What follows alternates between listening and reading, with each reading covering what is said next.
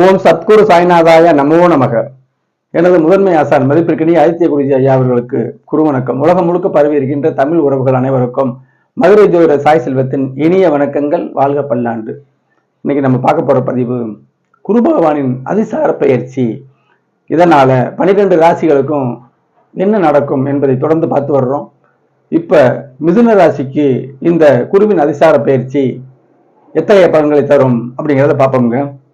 அதற்கு முன்னால ஒரு சிறிய விளக்கம்.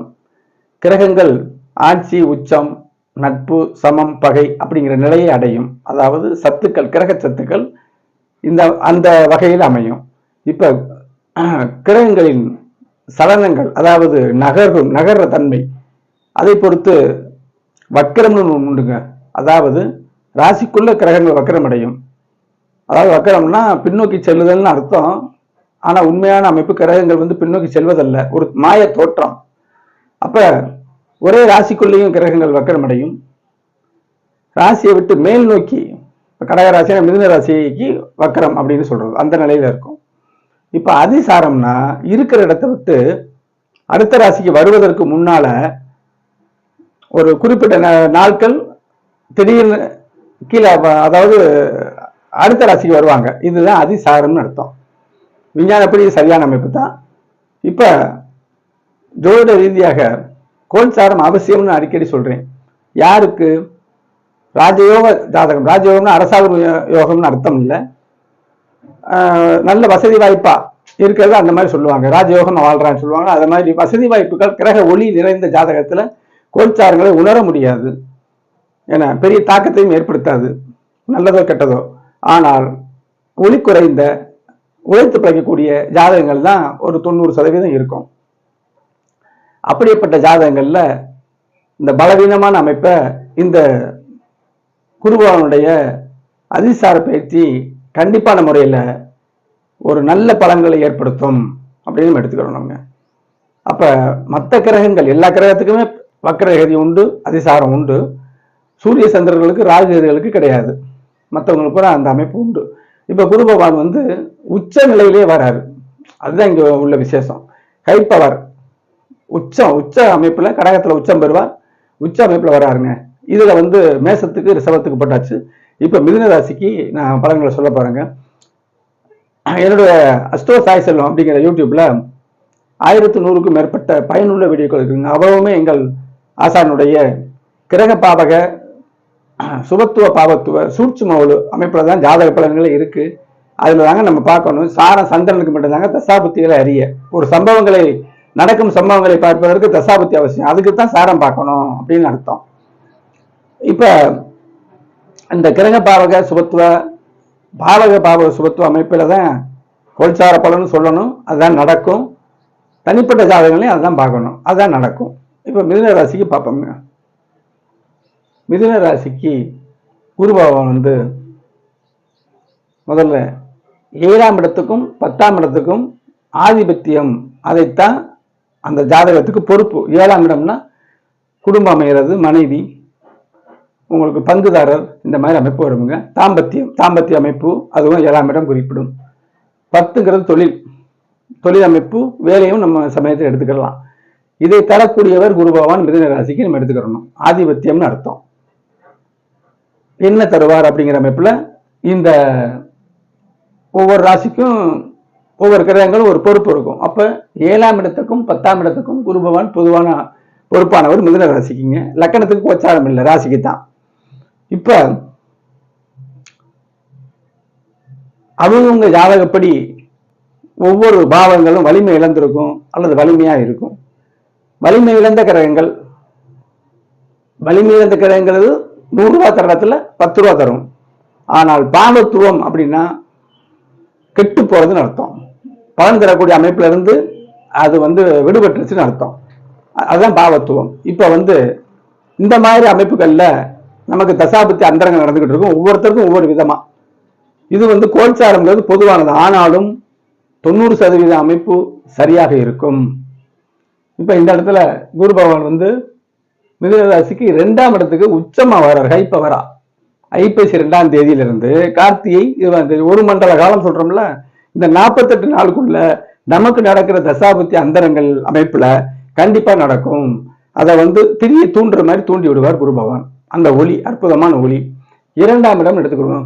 இப்ப என்ன 2ஆம் இடம் வயசுக்கு தகுந்தவாறு கல்யாணம் நடக்காதவர்களுக்கு குடும்பம் அமைய போது நடத்தும். 2ஆம் இடம் கல்யாணம் ஆகாதவர்களுக்கு ஆகும். அதே மாதிரி தொழில், வேலை தொழில் வருமானம்ங்கிறது 2 தானே. எதுக்காக வேலைக்கு சொல்றோம், தொழில் பண்றோம், வருமானத்துக்கு தானே. அப்ப அந்த குடும்ப வருமானம்ங்கிறது சிறக்கும் பொழுது வேலை அமையும், தொழில் அமையும். ஏற்கனவே அமைஞ்சு சரியில்லாம இருந்தா நல்லபடியா வரும், ஜென்ரேட் பண்ணிவிடும். அதுக்கடுத்து 48 நாளுக்கு அடுத்து நல்ல தசாபதிகள் வந்துடும். ஜோதிடத்தை எது வேணா நடக்கலாம். அப்ப அது அப்படியே கண்டினியூ பண்ணி போயிட்டே இருக்கும். இப்படிதான் அமைப்பு. இப்ப 2ஆம் இடம் பொதுவானது, எல்லாத்துக்குமே வருமானம் வேணும். குடும்பம், வருமானம், இதானே. பேசுற பேச்சு, பேசி பிழைக்கிறவங்க எல்லாம் திணறிக்கிட்டு இருக்கீங்களா? ஒரு அதாவது ரெஃப் இருக்காங்கல்ல, அது பேசி பிழைக்கிறவங்க, வக்கீல், ஆசிரியர், இப்படிலாம் 2ஆம் இடம் அதையும் குறிக்கும். அவங்களுக்கு தசாபதி சரியில்லாம இருந்துச்சுன்னா இந்த 48 நாட்கள் அது மாறும். கடுமையா இருந்தா கடுமை குறையும். கொஞ்சம் பலவீனமா இருந்துச்சுன்னா நல்ல பலனாக ஜென்ரேட் பண்ணி விடுங்க. கண்டிப்பா குடும்பம், கல்யாணம் ஆகிறவருக்கு நிச்சயம் கல்யாணமாகும் அல்லது உறுதிப்படுத்தப்படும்.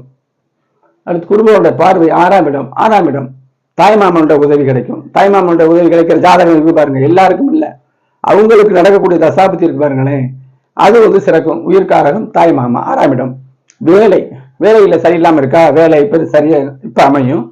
அல்லது ஏற்கனவே வேலை சரியில்லாம இருந்துச்சுன்னா இப்ப சீராகும். 6ஆம் இடம். அதே மாதிரி 8ஆம் இடம் ஆரோக்கியம். அவங்க இலக்கணப்படி, இந்த கடக மிதுன ராசிக்கு அவங்க இலக்கணப்படி ஆரோக்கியம் கம்மியா இருக்கிறவங்களுக்கு ஆரோக்கியம், ஒரு மருத்துவ செலவு மருத்துவம் எடுத்து அதுல ஒரு சரியாகக்கூடிய அமைப்புகளை இந்த குரு பகவான் தருவார். திடீர் அதிர்ஷ்டத்தை கொடுப்பாரு. வெளிநாடு வெளிமாநில முயற்சி எடுத்துக்கிட்டு இருக்கீங்கல்ல, அவங்களுக்கு போகக்கூடிய வாய்ப்பும் அவங்க தசாபுத்தி படி அல்லது போகக்கூடிய எண்ணங்களும் அதுக்கான ஏற்பாடுகள் நடக்கும்.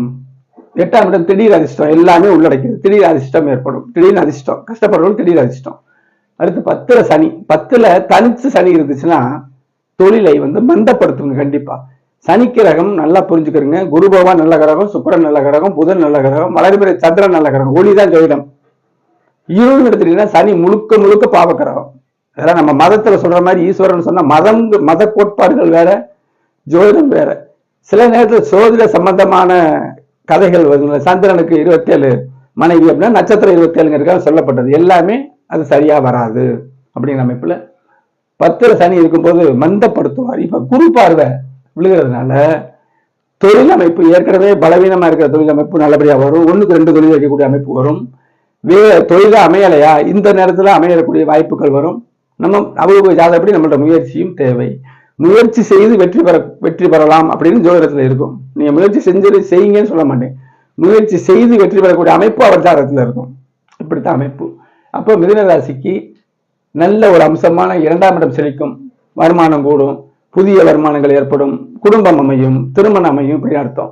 6ஆம் இடம் வேலை அமையும். வேலையில திருப்தி இல்லாம இருக்குல்ல, திருப்தியோட வரும். தாய்மாமனோட அனுகூலம் கிடைக்கும். 8 வெளிநாடு வெளிமாநில முயற்சிகளுக்கு ஏற்பாடு நடக்கும் அல்லது போகக்கூடிய அமைப்பு இருக்கும். அங்கே கஷ்டப்பட்டு இருக்கிறவங்களுக்கு நல்லபடியா இருக்கும்.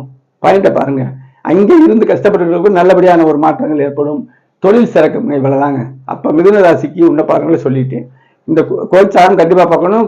குரு பகவான் நல்ல ஹை பவரா வர்றாரு. அப்ப கண்டிப்பா இதுல ஒரு நல்ல ஒரு அமைப்பைத்தான் நம்ம சொல்லணும். கிரக பாவக வெளிச்சம்னா எங்க நீங்க சுத்தி வந்தாலும் சரி, கிரக பாவக சுபத்துவ பாவத்துவ அமைப்புலதான் ஜோதிட பலன்களே இருக்குது. என்னிடம் ஜாதகம் பார்க்க தனிப்பட்ட முறையில எதுவானாலும் கல்வி, வேலை வாய்ப்புகள், வெளிநாடு முயற்சி, திருமணம், 2ஆம் திருமணம், வேலை செய்யலாமா, தொழில் செய்யலாமா, உறுதியா சொல்லலாம்.